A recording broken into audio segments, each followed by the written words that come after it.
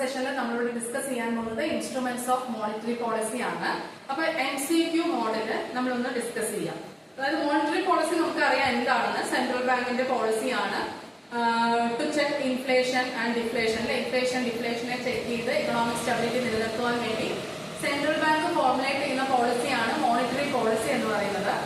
ഇനി അപ്പം അതില് മോണിറ്ററി പോളിസിയിൽ രണ്ട് തരത്തിലുള്ള ടൂൾസ് ഉണ്ട്, അതായത് ഇൻസ്ട്രുമെന്റ്സ്.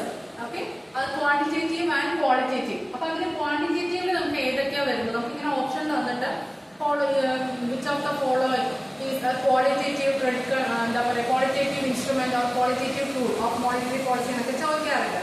അപ്പം നമ്മൾ ക്വാളിറ്റേറ്റീവ് വരുന്ന ഏതൊക്കെയാണെന്ന് ആദ്യം നോക്കാം.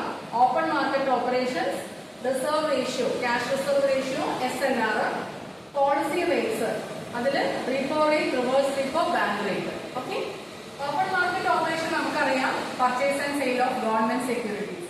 അത് ഇൻഫ്ലേഷന്റെ സമയത്ത് ഗവൺമെന്റ് സെക്യൂരിറ്റീസ് ജനങ്ങൾക്ക് വിൽക്കുകയും ഡിഫ്ലേഷന്റെ സമയത്ത് വാങ്ങുകയും ചെയ്യും. ശരിയല്ലേ? അടുത്തത് റിസർവ് റേഷ്യോസ്. എന്താ റിസർവ് റേഷ്യോസ്? അത് CRR-ഉം SLR-ഉം. CRR എന്ന് പറഞ്ഞാൽ കമേഴ്ഷ്യൽ ബാങ്ക്സ് അവരുടെ ഡെപ്പോസിറ്റിന്റെ ഒരു നിശ്ചിത ശതമാനം എവിടെ സൂക്ഷിക്കണം? സെൻട്രൽ ബാങ്കിൽ. അത് CRR.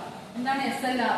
കമേഴ്ഷ്യൽ ബാങ്ക്സ് ലോൺ കൊടുക്കുന്നതിന് മുമ്പ് അവരുടെ ഫണ്ടിന്റെ ഒരു നിശ്ചിത ശതമാനം എവിടെ സൂക്ഷിക്കണം? സെൻട്രൽ ബാങ്കിൽ. പക്ഷെ ഏത് രൂപത്തിൽ സൂക്ഷിക്കണം?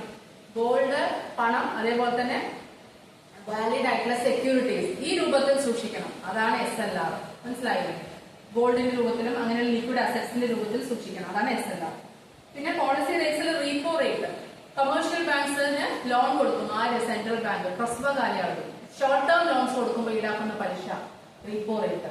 ഓക്കെ, ഇനി റിവേഴ്സ് റീപ്പോ റേറ്റ്. സെൻട്രൽ ബാങ്കില് ഈ കമേഴ്ഷ്യൽ ബാങ്ക്സ് എന്ത് ചെയ്യും? അവരുടെ സർപ്ലസ് ഫണ്ട് സൂക്ഷിക്കും. അപ്പോൾ സെൻട്രൽ ബാങ്ക് ഒരു പലിശ ആർക്ക് കൊടുക്കുന്നു? കമേഴ്ഷ്യൽ ബാങ്ക്സിന് കൊടുക്കും. അതാണ് റിവേഴ്സ് റീപ്പോ റേറ്റ്. നമ്മൾ പറയാറുണ്ട് സെൻട്രൽ ബാങ്ക് കമേഴ്ഷ്യൽ ബാങ്ക്സിൽ നിന്നും ലോൺ എടുക്കുമ്പോൾ ഈടാക്കുന്ന പലിശ, അങ്ങനെയും പറയാം. പക്ഷെ ശരിക്കും ഇങ്ങനെയാണ്. കമേഴ്ഷ്യൽ ബാങ്ക്സ് അവരുടെ സർപ്ലസ് ഫണ്ട് എവിടെ സൂക്ഷിക്കും?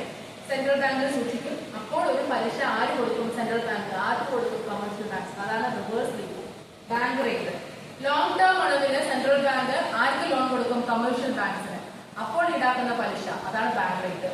That is the difference between repo rate and bank rate. Repo rate short term കാലയളവിലും റിവേഴ്സ് റീപ്പോ ബാങ്ക് റേറ്റ് ദീർഘകാലയളവിലും. സെക്യൂരിറ്റീസ് ഒന്നുമില്ലാതെ എമർജൻസി ആയിട്ടോ ദീർഘകാല അളവിലേക്കോ സെൻട്രൽ ബാങ്ക് കമേഴ്ഷ്യൽ ബാങ്ക്സിന് ലോൺ കൊടുക്കുമ്പോൾ ഈടാക്കുന്ന പലിശയാണ് ബാങ്ക് റേറ്റ് എന്ന് പറയുന്നത്. ഓക്കെ, അപ്പൊ ഇത്രയും കാര്യങ്ങൾ ക്വാണ്ടിറ്റേറ്റീവ് ടൂൾസ് ആണ്.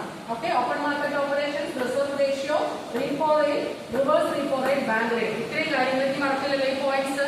അടുത്തത് ക്വാളിറ്റേറ്റീവ് ടൂൾസിന് moral suasion, direct action, credit rationing. Moral suasion നമുക്കറിയാം ധാർമ്മിക പ്രേരണ. ധാർമ്മികപരമായിട്ട് ബാങ്കുകളെ പ്രേരിപ്പിക്കുക. ഇൻഫ്ലേഷൻ സമയത്ത് കൂടുതൽ ലോൺ കൊടുക്കരുത്, അല്ലെ? ഡിഫ്ലേഷൻ സമയത്ത് കൂടുതൽ ലോൺ കൊടുക്കാനും ഇൻട്രസ്റ്റ് റേറ്റിൽ മാറ്റം വരുത്താനൊക്കെ വേണ്ടിയിട്ട്. ഇനി ഡയറക്ട് ആക്ഷൻ. എന്താ ഡയറക്ട് ആക്ഷൻ എന്ന് പറഞ്ഞാൽ ഇതൊന്നും ഈ റൂൾസ് ഒന്നും ഫോളോ ചെയ്യുന്നില്ല, ധാർമ്മിക പ്രേരണ കൊണ്ട് ഫലമില്ലെങ്കിൽ നേരിട്ട് ആക്ഷൻ എടുക്കാം സെൻട്രൽ ബാങ്കിന്. ആരുടെ മേലെ? കമേഴ്ഷ്യൽ ബാങ്ക്സിന്റെ മേലെ, അല്ലെ? കാരണം commercial banks fully under the control of central bank ആണ്, അല്ലെ? അതാണ് പറയുന്നത്. പിന്നെ ക്രെഡിറ്റ് റേഷനിങ്. ക്രെഡിറ്റ് കുറയ്ക്കുക, അതായത് ലോൺ നന്നായിട്ട് കുറയ്ക്കുക. ലോണിന്റെ അളവില് പരിമിതി വരുത്തുക. ഏത് സമയത്ത്? ഇൻഫ്ലേഷന്റെ സമയത്ത്. അപ്പൊ റേഷൻ ചെയ്ത് ക്രെഡിറ്റ് കൊടുക്കുക. ക്രെഡിറ്റ് പ്രൊഡക്റ്റീവ് ആയിട്ടുള്ളതും അൺപ്രൊഡക്റ്റീവ് ആയിട്ടുള്ള പർപ്പസിനും വേർതിരിച്ചുകൊണ്ട് ഇൻഫ്ലേഷൻ സമയത്ത് അനാവശ്യ ലോണുകൾ പ്രൊവൈഡ് ചെയ്യാതിരിക്കുക. അതാണ് ക്രെഡിറ്റ് റേഷനിങ്. അപ്പൊ ഈ പോയിന്റ്സ് ഓർമ്മ വെച്ചാൽ മതി. Moral suasion, direct action, credit rationing, ഇത് മൂന്നും ക്വാളിറ്റേറ്റീവ് ടൂൾസിൽ വരും. എപ്പോഴും ഈ ക്രെഡിറ്റ് റേഷനിങ് ഇതിനകത്ത് വരുമ്പോൾ എല്ലാ കുട്ടികൾക്കും സംശയമാണ് ഈ ക്രെഡിറ്റ് റേഷനിങ് ക്വാണ്ടിറ്റേറ്റീവിൽ വരുമോ എന്നുള്ളത്. പക്ഷെ അല്ല, അത് ക്വാളിറ്റേറ്റീവ് ആണ്. ഓക്കെ, അപ്പൊ പോയിന്റ്സ് ആണ് നമ്മൾ ഇന്നത്തെ സെഷനിൽ മനസ്സിലാക്കുന്നത്. ഓക്കെ, അപ്പൊ സെൻട്രൽ ബാങ്ക് ഇക്കണോമിക് സ്റ്റെബിലിറ്റി ആണ് നിലനിർത്താനായിട്ട് മെയിൻ ഒബ്ജക്റ്റീവ് എന്താണ് മോണിറ്ററി പോളിസിയുടെ? സ്റ്റെബിലിറ്റി നിലനിർത്തുക, അല്ലെ? എന്ത്? ഇൻഫ്ലേഷണറി പ്രഷർ എക്കോണമിയിൽ ഇല്ലാതിരിക്കുക.